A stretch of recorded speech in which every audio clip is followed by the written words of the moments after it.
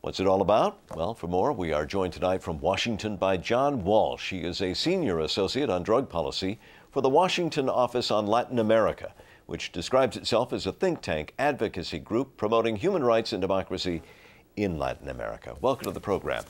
First, tell us more about what these new laws in Mexico are.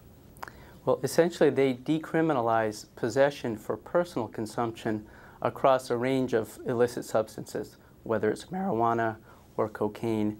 And the Mexican law, while new for Mexico, is not necessarily new for Latin America. There are similar decriminalization statutes up and down the continent, and it's a growing movement with a recent Argentine court decision opening the door to a similar reform in that country. Well, what's behind the decision to decriminalize drugs?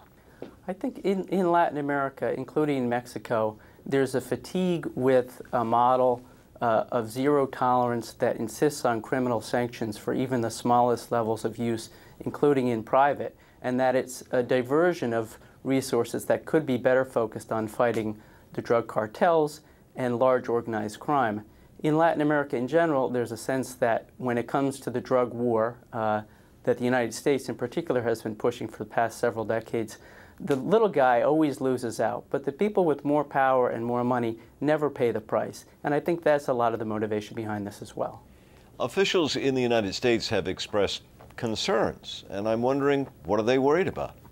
Well, if they're concerned about the impact on drug trafficking towards the U.S. market, it's misplaced, because this doesn't really have much to do with that at all. If they're concerned that Mexico, as a close ally in close cooperation with the U.S. on drug policy, is setting an example to other countries in the region that you don't have to go it the way the U.S. has been saying, then I can see why U.S. officials may be concerned. I'm curious, we obviously know that Latin American nations may be involved as far as being part of the pathway by which illegal drugs enter the United States, but I was not aware that there were problems with their own domestic consumption. Is that a growing market for these drug traffickers? The data is not very strong in general, but it seems to be the case that markets are growing. And while the problems of drug abuse are not nearly at the same high levels that the United States has experienced for years now, they do seem to be growing. And in many cases, the countries are unequipped to deal with it as a health problem. And that's another aspect of this reform, is to put more focus on dealing with the drug abuse issue as a public health crisis. And with only about 20 seconds left, what impact do you think this will have on the larger war on drugs in Mexico and in the U.S.?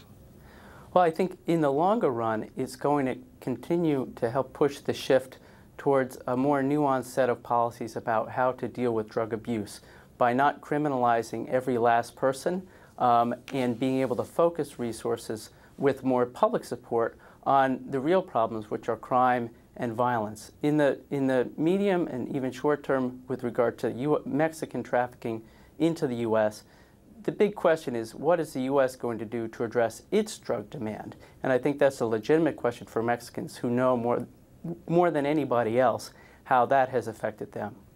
John Walsh, thanks very much for talking with us tonight. Thanks, a pleasure.